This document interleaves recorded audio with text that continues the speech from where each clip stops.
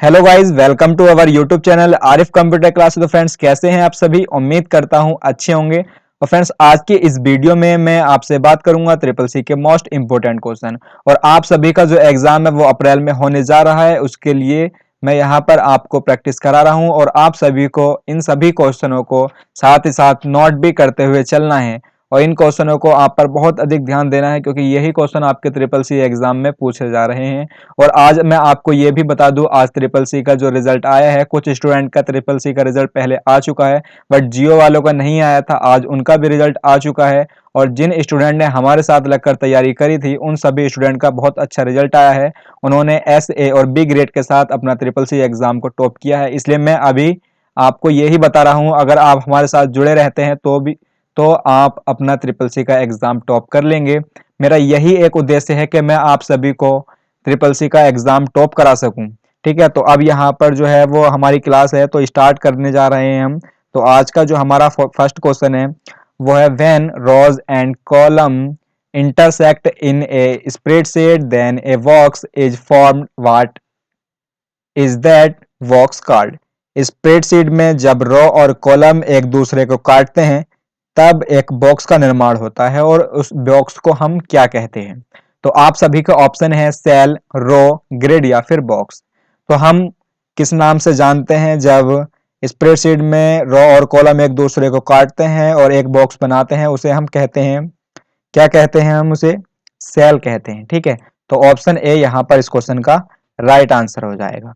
Friends, अभी तक आपने अगर क्लास को शेयर नहीं करा है तो क्लास को शेयर कर दीजिएगा, तभी ताकि सभी स्टूडेंट अपनी ट्रिपल सी एग्जाम की तैयारी कर ले। अब नेक्स्ट आपका, which of the following is a super computer project developed by Bhabha atomic research centre.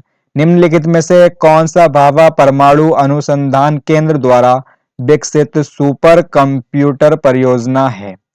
Option A है Param, option B chips, option C Flosolver mark या फिर आपका ऑप्शन डी है अनुपम। तो इस क्वेश्चन का राइट आंसर हो जाएगा ऑप्शन डी, अनुपम। ठीक है, अब नेक्स्ट आपका, which type of computer are most commonly used. तो आपको बताना है कि किस प्रकार के कंप्यूटर का सर्वाधिक प्रयोग किया जाता है। आपके ऑप्शन है super computer, mini computer, main frame computer या फिर ऑप्शन डी आपका माइक्रो कंप्यूटर। तो कंप्यूटर का सर्वाधिक प्रयोग किया जाता है, किस प्रकार के होते हैं वो? माइक्रो कंप्यूटर का प्रयोग सबसे ज्यादा किया जाता है। ठीक है, तो ऑप्शन डी इस क्वेश्चन का यहाँ पर राइट आंसर हो जाएगा। अब नेक्स्ट है आपका, how many bits are the address of IPv6। जो आपका IPv6 एड्रेस है उसमें आपके कितने बिट्स होते हैं? तो आपके ऑप्शन है 48, 32, 128 या फिर 64।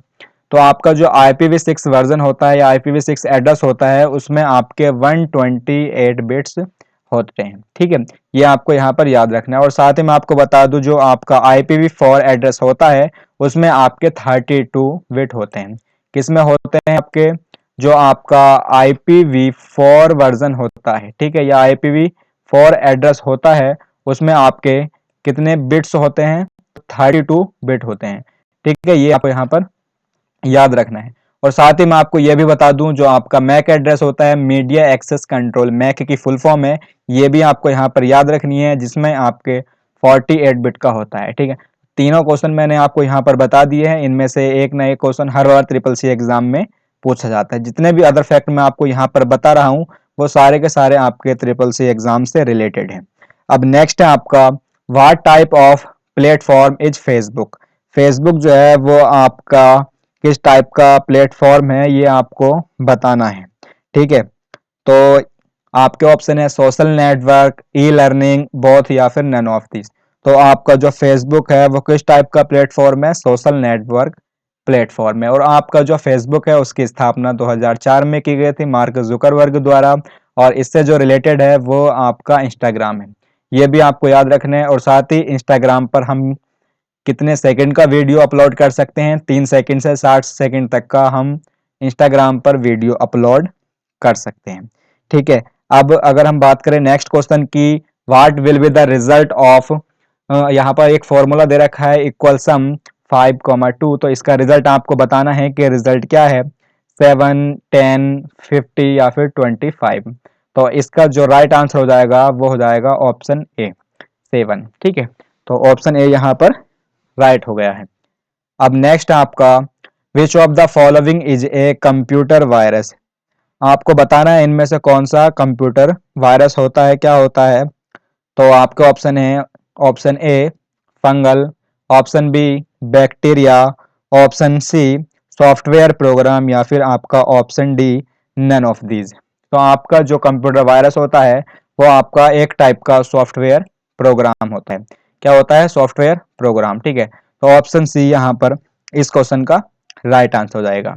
अब नेक्स्ट आपका which of the following is not an output device. इनमें से आपकी कौन सी आउटपुट डिवाइस नहीं है। ठीक है, बहुत सारी मैं आपको यहाँ पर इनपुट डिवाइस और आउटपुट डिवाइस के बारे में बताने वाला हूँ, क्योंकि ट्रिपल सी एग्जाम में आपका इनपुट डिवाइस और आउटपुट डिवाइस दोनों से ही क्वेश्चन बनता है। ठीक है, तो मैं आपको यहाँ पर सबसे पहले बताता हूँ इनपुट डिवाइस के बारे में। इनपुट डिवाइस आपकी कौन कौन सी होती हैं, और फिर उसके बाद मैं आपको बताऊंगा आउटपुट डिवाइस के बारे में कि आपकी जो आउटपुट डिवाइस हैं वो कौन कौन सी होती है। तो आपकी इनपुट डिवाइस होती है माउस, कीबोर्ड और आपका स्कैनर, MICR, BCR, ये सारी आपकी इनपुट डिवाइस होती हैं।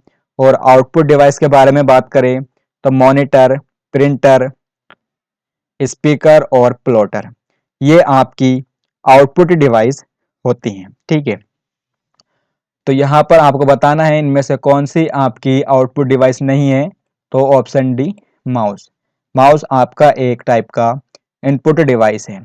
और माउस में आपके कितने बटन होते हैं? 3 बटन होते हैं। आपको ऑप्शन में 2 भी मिलेगा और 3 भी मिलेगा, लेकिन आपको अपना ऑप्शन जो लगाना है, आंसर जो लगाना है वो 3 पर क्लिक करना है। ठीक है, अब नेक्स्ट है आपका a program that helps in making a document written by you and going back and revising it if necessary।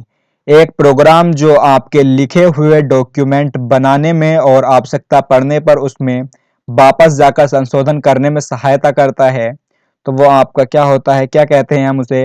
Home की, होम रो की, टूल बार, फोल्डर या फिर वर्ड प्रोसेसर। ठीक है, तो किस नाम से जाना जाता है उसे, जो सहायता करता है आपकी लिखे हुए डॉक्यूमेंट बनाने में और आवश्यकता पड़ने पर वापस जाकर संशोधन करने में, तो उसे कहते हैं हम वर्ड प्रोसेसर। ठीक है, अब नेक्स्ट आपका when a consumer exchange services with another customer another consumer it is called. ठीक है, तो यहाँ आपको जो है वो बताना है कि आपका जब एक उपभोक्ता दूसरे उपभोक्ता के साथ सेवाओं को आदान प्रदान करता है तो उसे हम क्या कहते हैं? B2B, C2C, G2C या फिर आपका B2C। तो जब एक उपभोक्ता दूसरे उपभोक्ता के साथ सेवाओं का आदान प्रदान करता है तो उसे हम जानते हैं C2C के नाम से। ठीक है, तो ऑप्शन बी यहाँ पर इस क्वेश्चन का राइट आंसर हो जाएगा। अब नेक्स्ट आपका what shortcut key is used for ruler in Libre office. Libre office में रूलर की शॉर्टकट की क्या होती है? आपके ऑप्शन है control shift plus W, control shift plus R, control plus shift plus S या फिर आपका option D control plus R। तो फ्रेंड्स अभी तक देखिए, अगर आपने चैनल को सब्सक्राइब नहीं करा है तो चैनल को सब्सक्राइब कर दीजिएगा। हम जितनी मेहनत आपके साथ कर रहे हैं, आप भी हमारा थोड़ा बहुत रिजल्ट का ध्यान रखिए, हमारे साथ भी थोड़ी बहुत मेहनत कर लीजिएगा, ताकि जितनी मेहनत हम यहाँ पर आपके साथ कर रहे हैं। तो आपको बताना है इस क्वेश्चन का राइट आंसर क्या हो जाएगा। तो ऑप्शन बी यहाँ पर इस क्वेश्चन का राइट आंसर हो जाएगा, कंट्रोल शिफ्ट प्लस R। तो लिब्रे ऑफिस में आप रोलर के लिए किस शॉर्टकट की का यूज करते हैं? Control shift plus R shortcut key का यूज हम रोलर के लिए करते हैं। अब यहाँ पर एक शॉर्टकट की दे रखी है control plus shift plus S। Control shift plus S का जो यूज किया जाता है वो सेव एज के लिए किया जाता है, और कंट्रोल प्लस R शॉर्टकट की जो है उसका यूज जो हम करते हैं वो राइट अलाइनमेंट के लिए हम करते हैं। ठीक है, अब नेक्स्ट आपका what is the default file extension of A notepad file. Notepad file का फाइल एक्सटेंशन क्या होता है? .doc, .bmp, .txt या फिर आपका नन। तो .doc आपका डॉक्यूमेंट का हो चुका है, .bmp पेंट का, एंड .txt जो है वो आपका नोटपैड का फाइल एक्सटेंशन होता है। तो ऑप्शन सी यहाँ पर राइट हो जाएगा। अब नेक्स्ट आपका is a directory mandatory for every disc के लिए डायरेक्टरी कंपलसरी होती है, मैंडेटरी होती है, उसे हम क्या बोलते हैं, रूट, बस, वर्ड्स या फिर केस। तो किस नाम से जाना जाता है उसको, रूट के नाम से हम जानते हैं। ठीक है, तो ऑप्शन ए यहाँ पर इस क्वेश्चन का राइट आंसर हो जाएगा। अब नेक्स्ट आपका what is duck duck go, duck duck go क्या है, search engine, web browser, application software या फिर आपका ऑल ऑफ द अबव। तो डक डक गो को हम किस नाम से जानते हैं, सर्च इंजन के नाम से जानते हैं। ठीक है, तो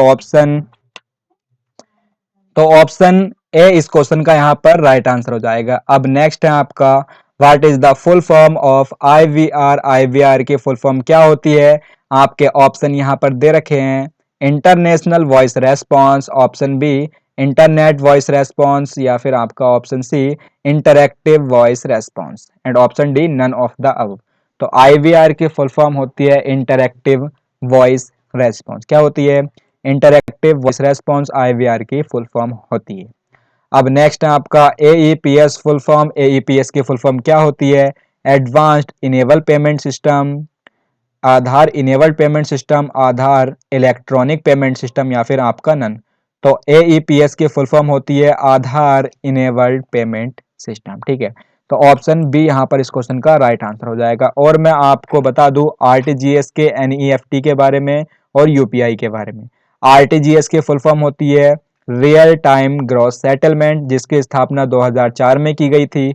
और एनईएफटी की फुल फॉर्म होती है नेशनल इलेक्ट्रॉनिक फंड ट्रांसफर, जिसकी स्थापना 2005 में की गई थी। और आपका यूपीआई, यूपीआई की फुल फॉर्म होती है यूनिफाइड पेमेंट इंटरफेस, जिसकी स्थापना 2016 में की गई थी। जितने अदर फैक्ट है ये भी आपको साथ ही साथ नोट करते चलने हैं, सभी आपके ट्रिपल सी एग्जाम से रिलेटेड हैं और आपके ट्रिपल सी एग्जाम में पूछे गए हैं। ठीक है, अब नेक्स्ट है आपका चीन में कौन सा सर्च इंजन चलता है, वेदू, गूगल, याहू फिर या फिर आपका ऑप्शन डी बिंग। तो चीन में आपका कौन सा सर्च इंजन चलता है, वेदू। ठीक है, तो ऑप्शन ए यहाँ पर इस क्वेश्चन का राइट आंसर हो जाएगा। अब नेक्स्ट आपका which one is not an element of IoT, IoT का इनमें से कौन सा एलिमेंट नहीं है, प्रोसेस, पीपल, थिंग्स या फिर सिक्योरिटी। आईओटी की फुल फॉर्म होती है इंटरनेट ऑफ थिंग्स। ठीक है, और आईओटी का इनमें से कौन सा एलिमेंट नहीं है, तो सिक्योरिटी यहाँ पर आईओटी का एलिमेंट नहीं है। और आईआईओटी के बारे में अगर हम बात करें तो आईआईओटी की फुल फॉर्म होती है इंडस्ट्रियल इंटरनेट ऑफ थिंग्स। ठीक है, अब नेक्स्ट है आपका how many layers are found in TCP IP, TCP IP में कितने लेयर होते हैं, 3, 4, 5 या फिर आपका 7। तो टीसीपी की फुल फॉर्म होती है ट्रांसमिशन कंट्रोल प्रोटोकॉल, आईपी की फुल फॉर्म होती है इंटरनेट प्रोटोकॉल। तो टीसीपी आईपी में आपके जो लेयर होते हैं वो 4 लेयर होते हैं। और साथ ही मैं आपको ओएसआई के बारे में बता दूं, ओएसआई मॉडल में आपके कितने लेयर होते हैं, तो ओएसआई मॉडल में आपके 7 लेयर होते हैं। दोनों ही आपको यहाँ पर याद रखने हैं, क्योंकि दोनों ही क्वेश्चनों में से आपका एक क्वेश्चन ट्रिपल सी एग्जाम में देखने के लिए मिलेगा। टीसीपी आईपी में आपके 4 लेयर होते हैं और ओएसआई मॉडल में आपके 7 लेयर होते हैं।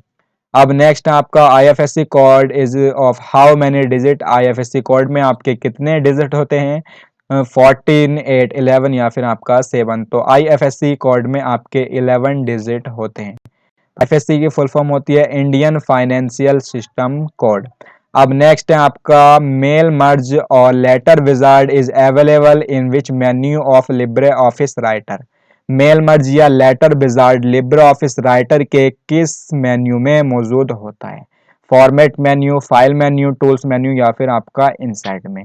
तो मेल मर्ज और लेटर विजार्ड का ऑप्शन जो अवेलेबल होता है लिब्रे ऑफिस राइटर में वो होता है आपका टूल्स मेन्यू में। ठीक है, ये भी आपको यहाँ पर याद रखना है। ठीक है, अब नेक्स्ट है आपका विच shortcut key is use for print preview in Libre office Writer. Libre office writer में प्रिंट प्रीव्यू के लिए आप किस शॉर्टकट की का यूज करते हैं, कंट्रोल प्लस ओ का, control plus shift plus P, control plus F2 या फिर control plus shift plus O. तो लिब्रे ऑफिस राइटर में प्रिंट प्रीव्यू के लिए हम जो शॉर्टकट की यूज करते हैं control shift plus O shortcut key का यूज किया जाता है। ठीक है, तो ऑप्शन डी यहाँ पर इस क्वेश्चन का राइट आंसर हो जाएगा। अब नेक्स्ट है आपका which shortcut key is use to create a new document in Libre office Writer. Libre office writer में एक नया दस्तावेज बनाने के लिए आप किस शॉर्टकट की का उपयोग करते हैं, control plus N, control plus shift plus N, shift plus N, या फिर आपका अल्ट प्लस एन। तो लिब्रे ऑफिस राइटर में एक नया दस्तावेज बनाने के लिए हम जिस शॉर्टकट की का यूज करते हैं वो होती है आपकी कंट्रोल प्लस एन। ठीक है, तो ऑप्शन है यहाँ पर इस क्वेश्चन का राइट आंसर हो जाएगा। अब नेक्स्ट है आपका which shortcut key is use to close the Libre office Writer. Libre office Writer को बंद करने के लिए आप किस कुंजी का उपयोग करते हैं? Control plus Q, control plus W, control shift plus C, या फिर आपका नन ऑफ दीज। तो लिब्रे ऑफिस राइटर को अगर आप बंद करना चाहते हैं तो उसके लिए आप किस शॉर्टकट की का यूज करते हैं? Control plus W shortcut key का यूज लिब्रे ऑफिस राइटर को बंद करने के लिए किया जाता है। अब नेक्स्ट है आपका लिब्रे ऑफिस राइटर में न्यू स्टाइल के लिए किस शॉर्टकट कुंजी का उपयोग करते हैं? In Libre office Writer which shortcut key is use for new style. तो आपके ऑप्शन दे रखे हैं यहाँ पर shift plus F12, control plus F11, control plus shift plus F11, या फिर आपका शिफ्ट प्लस F11। तो लिब्रे ऑफिस राइटर में न्यू स्टाइल के लिए हम किस शॉर्टकट कुंजी का उपयोग करते हैं? तो आपका जो राइट आंसर हो जाएगा वो हो जाएगा आपका option D, shift plus F11 shortcut का यूज हम करते हैं। अब नेक्स्ट है आपका in Libre office Writer way shortcut key is use for double underline. Libre office writer में कौन सी शॉर्टकट की का यूज हम डबल अंडरलाइन के लिए करते हैं? Control shift plus D, control shift plus you, control plus you, या फिर कंट्रोल प्लस डी। तो लिब्रे ऑफिस राइटर में हम डबल अंडरलाइन के लिए control plus D shortcut key का यूज करते हैं। अगर हम बात करते हैं MS वर्ड की, तो MS वर्ड में हम जो यूज करते हैं वो कंट्रोल प्लस, लिब्रे ऑफिस की बात नहीं कर रहा मैं यहाँ पर आपसे, MS वर्ड की बात कर रहा हूँ। वहाँ हम control plus D shortcut key का यूज जो करते हैं वो फॉन्ट के लिए करते हैं। तो फ्रेंड्स आज के लिए जो हमारा सेशन था वो इतना ही रहने वाला था। इस क्लास को आप सभी स्टूडेंट को शेयर कर दीजिएगा। थैंक्स।